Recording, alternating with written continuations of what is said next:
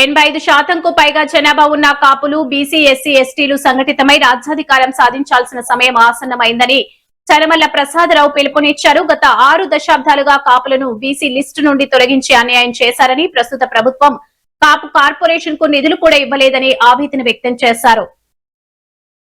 కాపుల రిజర్వేషన్ డిమాండ్ల కోసం ప్రభుత్వంపై ఒత్తిడి పెంచుతామని చెబుతూనే పవన్ కళ్యాణ్ను ముఖ్యమంత్రిగా చూడాలన్నది తమ అభిమానమని ఆయన స్పష్టం చేశారు.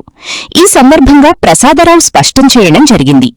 కాపు రిజర్వేషన్ పోరాట సమితి కాపుల డిమాండ్ల కోసం కట్టుబడి ఉన్నదని, ఈ క్రమంలోనే ప్రభుత్వంపై ఒత్తిడి పెంచుతామని ప్రకటించారు. కాపు రిజర్వేషన్ పోరాట సమితి సమీప భవిష్యత్తులో కూడా రాష్ట్రంలో క్రియాశీలక పాత్రను పోషించాల్సిన అవసరం ఎంతైనా ఉన్నదని కేఆర్పీఎస్ రాష్ట్ర చైర్మన్ చనమల్ల ప్రసాదరావు గారు ఇచ్చారు. ముఖ్యంగా పశ్చిమ గోదావరి జిల్లా తరఫులో కాపు కళ్యాణ మండపంలో జరిగిన 2 రోజుల కాపు గలం సదస్సులో అయితే ఆయన అతిథిగా పాల్గొని ప్రసంగించడం జరిగింది. ప్రత్యేకించి వివిధ ప్రత్యామ్నాయ వ్యవస్థపై కూడా ముఖ్యంగా ఆంధ్రప్రదేశ్లో ఉన్న అనుకూల ప్రతికూల పరిస్థితులను మదింపు చేసుకుంటూ కాపుల డిమాండ్లే కావచ్చు, ఇటు బీసీలను కలుపుకుపోయి ఉద్యమ కార్యాచరణ సంబంధించి కూడా మరింతగా పురోగమించాల్సిన అవసరం ఎంతైనా ఉన్నదని కూడా ఆయన స్పష్టం చేశారు. ముఖ్యంగా బీసీవై పార్టీ అధ్యక్షుడు బోడి రామచంద్ర యాదవ్ వంటి పార్టీలే కావచ్చు, సామాజిక సంస్థలే కావచ్చు, బీసీ నేతల సహకారంలో కూడా కేఆర్పీఎస్ మరింతగా వారి సహకారంతో ముందుకు సాగుతుందని కూడా ప్రసాదరావు పేర్కొన్నారు. ముఖ్యంగా గత కొన్ని దశాబ్దాలుగా బీసీ రిజర్వేషన్లకు సంబంధించి కూడా ఇంతవరకు చేస్తున్న కాపుల పోరాటానికి సంబంధించి పాలకులు పట్టించుకొని వ్యవస్థ ఉండడం పట్ల ఆయన ఆందోళన కూడా వ్యక్తం చేశారు. ఇది చాలా దురదృష్టకరమైన అంశమని, అదేవిధంగా ఈడబ్ల్యూఎస్ పథకంలో కూడా రిజర్వేషన్లో కూడా పాలక వర్గాలు పట్టించుకుంటున్న పాపాన పోవడం లేదని కూడా ప్రసాదరావు ఆవేదన వ్యక్తం చేశారు. ఇలాంటి పరిస్థితి అటు విద్యా, ఉద్యోగ, ఉపాధి రంగాల్లో కూడా ఎంతో అన్యాయం జరుగుతున్నప్పటికీ కూడా పట్టించుకున్న దాఖలాలు కనిపించడం లేదని, కాపు కార్పొరేషన్ కూడా నిధులు ఇవ్వడం లేదని కూడా ఆయన ఆవేదన అయితే వ్యక్తం చేయడం జరిగింది. ఈ నేపథ్యంలో త్వరలోనే రాష్ట్ర ముఖ్యమంత్రి చంద్రబాబు నాయుడు, ఉప ముఖ్యమంత్రి పవన్ కళ్యాణ్తో పాటు అదేవిధంగా మంత్రులు, ఎమ్మెల్యేలు, ఎంపీలను కూడా కలిసి కేఆర్పీఎస్ డిమాండ్లను వారి ముందు లిఖితపూర్వకంగా ఉంచాల్సిన అవసరం ఉందని కూడా చనమల్ల ప్రసాదరావు గారు అయితే తెలియజేయడం అయితే జరిగింది. ఈ నేపథ్యంలో తణుకులో ఒక ఫార్ములకు సంబంధించి అయితే కొన్ని ప్రాధాన్యత కలిగిన అంశాలు అయితే ప్రస్తావన వస్తున్నాయని, ఈ క్రమంలోనే మేధో మదనం కాపు డిమాండ్లపై కావచ్చు, దీనికి అనుబంధంగా బీసీల వ్యవహారంపై కావచ్చు, ఇతర అంశాలపై కూడా చర్చించేందుకు మేధో మదనం చేయడానికి తణుకు 2 రోజుల సదస్సు మాత్రం ఎంతగానో ఉపయోగపడిందని కూడా ఆయన స్పష్టం చేశారు. సమీప భవిష్యత్తులో కూడా ముఖ్యంగా రాజ్యాధికారం కావచ్చు, ఇతర అనేక సున్నితమైన అంశాలపై కూడా రామచంద్ర యాదవ్ కావచ్చు, ఇటు బీసీ ఐక్యవేదిక కానీ, ఇటు కాపు జేఏసీ వంటి పెద్దలు చేసిన సలహాలను కూడా తాము పరిగణనలోకి తీసుకుంటామని కూడా చనమల్ల ప్రసాదరావు గారు ప్రకటించారు. తాను రాజకీయంగా కూడా అదేవిధంగా అటు పవన్ కళ్యాణ్ సన్నిహితంగా ఉండి మెలిగిన అనుమానం కలిగిన వ్యక్తినని, ఎంత ఖర్చైనా భరిస్తున్నాను కానీ కాపులకు అన్యాయం జరగడం అయితే బాధాకరమని, వారి డిమాండ్ల సాధనకు ఎంత ముందైనా వెళ్లేందుకు కూడా తాను ముందుకు సాగుతానని కూడా, ఈ క్రమంలో తాను పెళ్లి కూడా చేసుకోలేదనే ఒక అంశాన్ని అయితే ఆయన స్పష్టీకరించడం జరిగింది.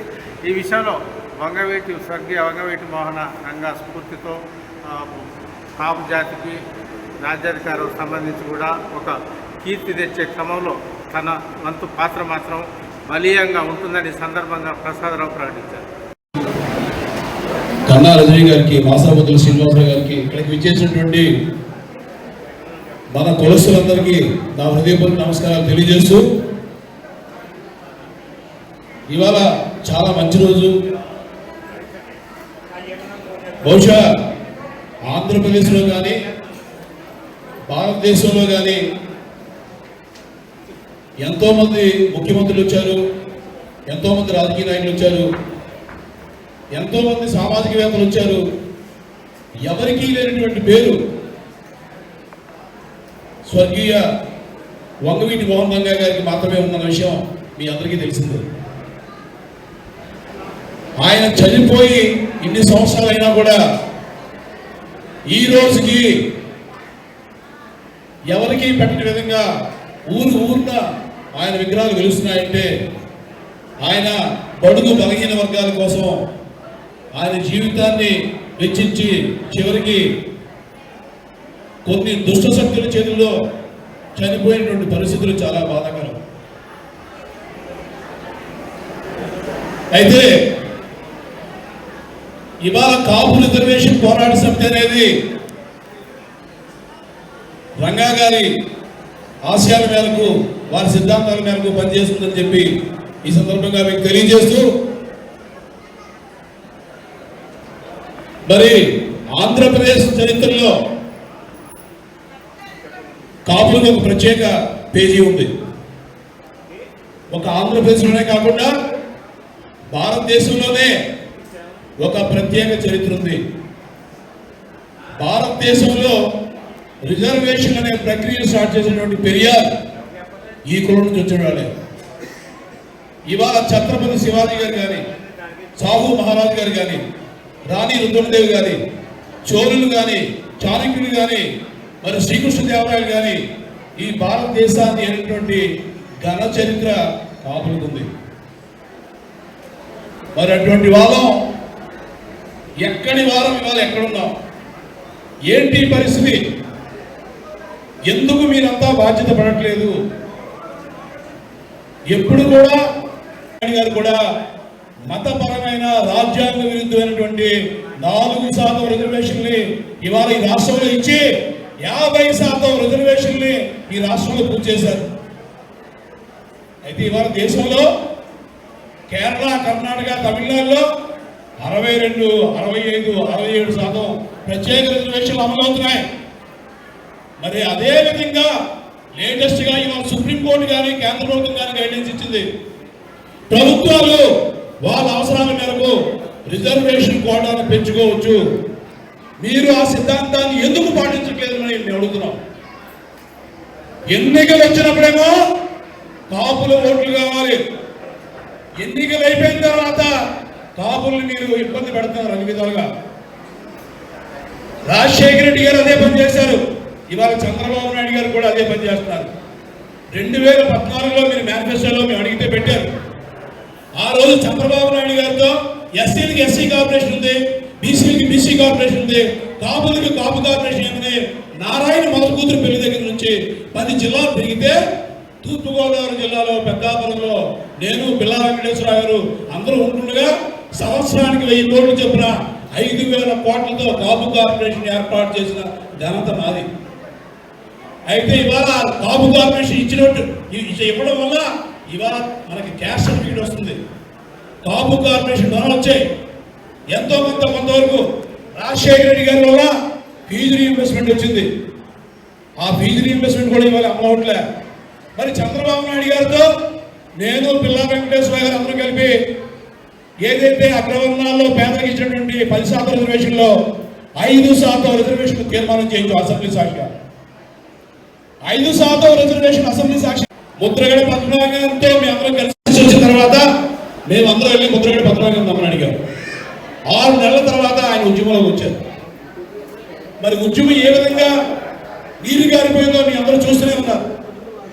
ఇవాళ మీ అందరి తరఫున ఒకటి చెప్తున్నా, ఇవాళ కేఆర్పిఎస్తో పాటు ఎప్పుడైతే ముద్రగడ పద్మనాభం గారితో ఉద్యమం ఆగిపోయిందో నేను రావి శ్రీనివాస్ గారితో చాలా రోజులుగా మాట్లాడాను, చందు జనార్దన్తో కూడా చాలా రోజులుగా మాట్లాడాను.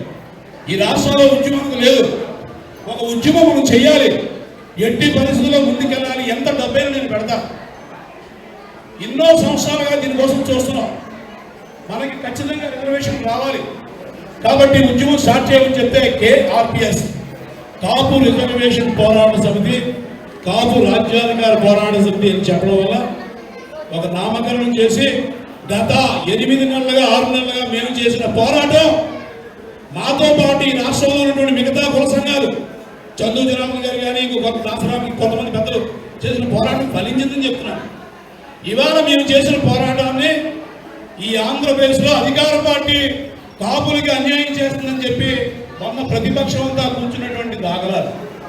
ఎప్పుడైతే ప్రతిపక్షం కలిగిందో అధికార పార్టీ కూడా కదిలింది. వీటి మోహన్ రంగయ్య గారి జయంతి సందర్భంగా ఇవాళ ఇంతమంది ఇక్కడ కలిసాం. ఈ వేదికగా నేను మళ్ళీ ప్రభుత్వానికి డిమాండ్ చేస్తున్నాను. కాపులకి జనాభా తామాషా ప్రాతిపదికన 12% రిజర్వేషన్ మీరు ఇవ్వాలి. అలాగే మీరు ఇవాళ జగన్మోహన్ రెడ్డి బీసీలకి 24% ఇస్తే మీరు 34% రిజర్వేషన్ ఇచ్చారు. ఓకే, మీరు ఓకే అంటున్నాం. అలాగే మీరు ఈ రాష్ట్రంలో వెంటనే అసెంబ్లీని తీర్మానం చేసి అసెంబ్లీని సమావేశం పరిచి రిజర్వేషన్ కోటాను పెంచుతూ జనాభా తామాషా ప్రాతిపదికన 12% రిజర్వేషన్లు కాపులకి ప్రత్యేక ఇవ్వాల్సిందిగా కోరుకుంటూ నాకు ఈ అవకాశం ఇచ్చిన అందరికీ తెలియజేస్తూ కాపు రిజర్వేషన్ పోరాట సమితి కాపు రిజర్వేషన్ పోరాట సమితి కాపుల ఐక్యత, కాపు బీసీల ఐక్యత.